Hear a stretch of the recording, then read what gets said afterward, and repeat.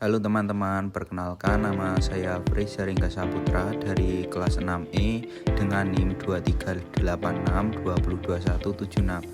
Di sini saya akan menjelaskan tentang strategi representasi visual dalam pemecahan masalah matematika. Untuk materi yang pertama yaitu pengertian. Strategi representasi visual melibatkan penggunaan berbagai media visual dalam pembelajaran untuk membantu siswa memahami konsep-konsep matematika. Representasi ini bisa berupa diagram, grafik, model, atau ilustrasi lainnya yang memungkinkan siswa melihat hubungan antar elemen dalam satu masalah matematika menurut Sowell 1989. Untuk materi selanjutnya yaitu jenis-jenis. Untuk yang A, diagram atau sketsa, diagram outsketch. Representasi ini digunakan untuk menggambarkan hubungan antara elemen-elemen dalam suatu masalah seperti diagram Venn, pohon keputusan, atau sketsa geometri menurut Pressmack 2006.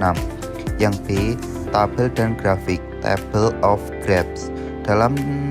Data dalam soal dapat diorganisasikan dalam bentuk tabel atau grafik untuk memperjelas pola dan hubungan numerik, misalnya tabel nilai atau grafik garis, menurut Golding 2002.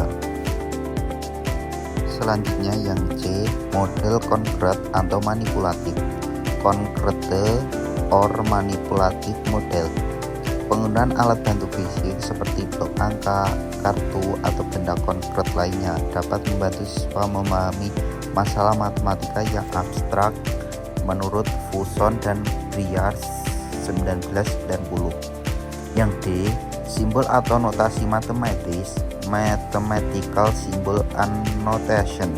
Kadang-kadang representasi dengan simbol matematika seperti persamaan atau ekspresi aljabar dapat membantu menyederhanakan permasalahan dan menemukan solusinya menurut Stylianov 2010. Untuk selanjutnya yaitu contoh uji pemahaman. Seorang petani menanam jagung di lahannya. Setiap minggu jumlah tanaman jagung yang tumbuh bertambah dengan pola seperti di bawah ini. Jika pola pertumbuhan ini terus berlanjut, berapa jumlah tanaman pada minggu ke-6? Nah, di sini kan ada tabel. Minggu pertama jumlah tanamannya 5. Untuk minggu yang kedua jumlah tanamannya 10.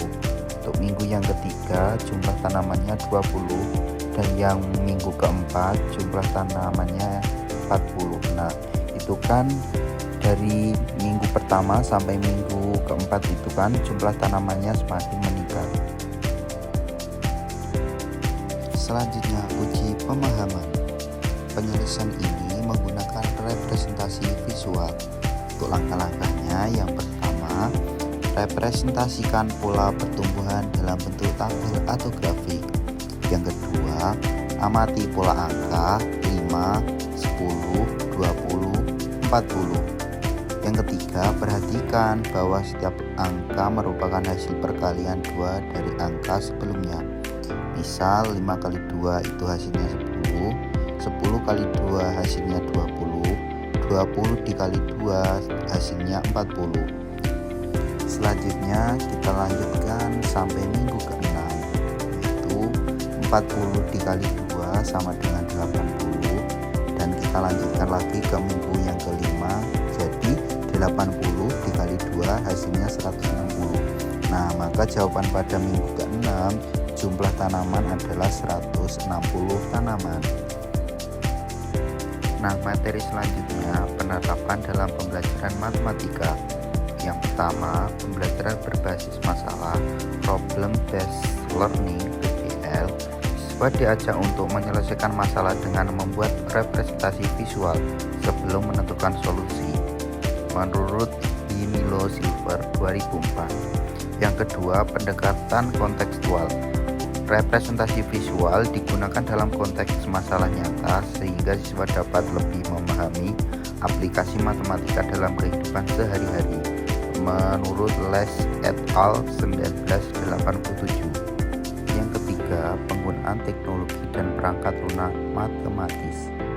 program komputer seperti GeoGebra atau Desmos memungkinkan siswa membuat representasi visual yang lebih dinamis untuk membantu eksplorasi konsep matematika menurut Yerusalmi 2005. Selanjutnya, keunggulan strategi. Yang pertama, membantu pemahaman konsep.